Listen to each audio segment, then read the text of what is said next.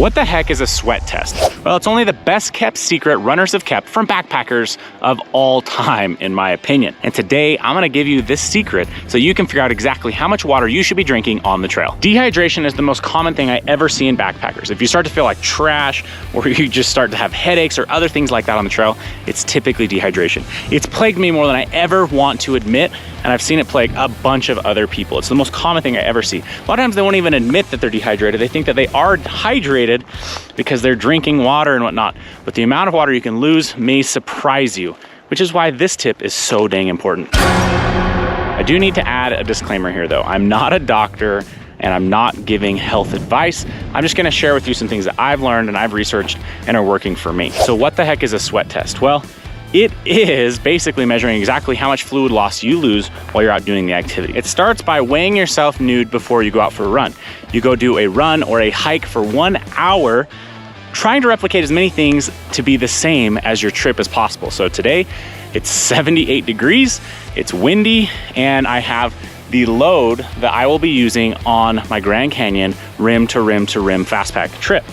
Now, you can not eat or drink on the trail, or you can track exactly how much you are eating or drinking on the trail. Make sure that you don't use the restroom during this time or it will kind of null and void this. At the end of this, I'll go back and weigh myself and see how much weight I've lost to calculate exactly how much water I should be drinking on the trail. There's a few important points to know about this, so join me on my journey as I go to do this myself and walk you through exactly how I'm calculating it.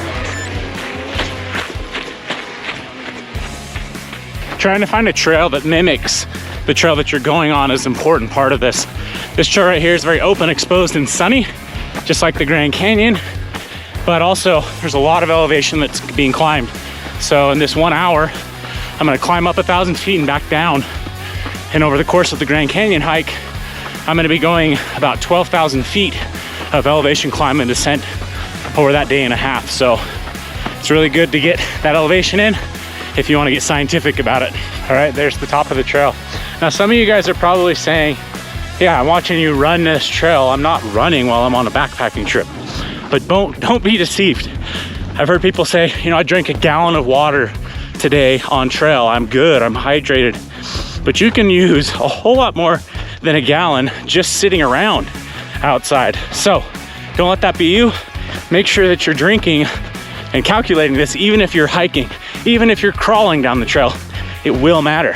Now, another one of the big secrets about all of this is how much salt you should be consuming along with your water, right? How many electrolytes are you getting along with your water? Some of you guys might be like me. This backpack will be covered in salt when I'm done with this run. It'll dry out and it'll all be white from a really salty sweater, which means I need to consume more salt. Now, that topic is probably one for a different video because I want to do a very scientific test, order one up and do it for you guys so you can get an idea. But generally speaking, you should be consuming 300 all the way up to 600 or more milligrams of sodium or electrolytes for every liter of water you consume. Pretty wild when a lot of you guys don't take any electrolytes on the trail with you. Because of the importance of electrolytes, we have now added more and more options to the Live Ultralight membership where you can get your discounts on retail stuff as well as rebates. So be sure to go check out that area if you're confused on what you should be buying for electrolytes. If you think you're someone who's just saying, no, my body tells me how much water I need to drink, my words to you would be, your body lies. The amount of times I've heard that and said it to myself is just unreal, and then always seem to be wrong. Okay, let's finish it out. There we go. Basically an hour and 9 minutes. All right, guys, we have to talk about this. I lost 4.2 pounds in that hour and 10-minute walk/jog that I just did. It's a lot. And not to mention, I drank 500 milliliters of water. So by drinking this 500 milliliters of water, I consumed another 17 ounces of fluid. 17 ounces of fluid means that's weight that I put into my body, and then I still lost 4.2 pounds. So I have to add that back in as I do this calculation. So 4.2 pounds times by 16 ounces to turn that into fluid ounces, that's 67.2. Then I'm gonna add my 17 fluid ounces All right, so that means that I lost 84 fluid ounces, or just ounces, out of my body during that hour and 10 minutes worth of exercise. So that means that I would have needed to replace that 84 ounces worth of fluids, right? Not exactly. You actually want to aim to replenish about 95% of the fluid loss, because there's other things happening in the body, such as regular digestion or energy expenditure. So what that actually means is that I should have aimed to replenish still about 79 to 80 fluid ounces worth of water, hydration, in just an hour and 10 minutes. Now let's change that into just an hour. I should be drinking about 69 fluid ounces per hour of activity that looks and acts and feels like the activity I just did, which basically puts me right back to where I started. I need to drink 2 liters of water every hour of activity that looks and acts and feels like that. Pretty wild.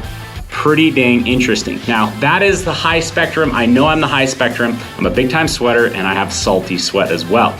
And I will do that test later on. But you need to know how many fluid ounces or how many liters of water you're losing when you're doing your activities so that you can stay hydrated. Make sure that you stay tuned to see if my calculations actually work on the Grand Canyon, or to see if I can even drink that many ounces worth of water, because that's about 20 liters of water. I don't know that I can really drink that in a single day. So we're gonna find out. We'll see you guys out on the trail.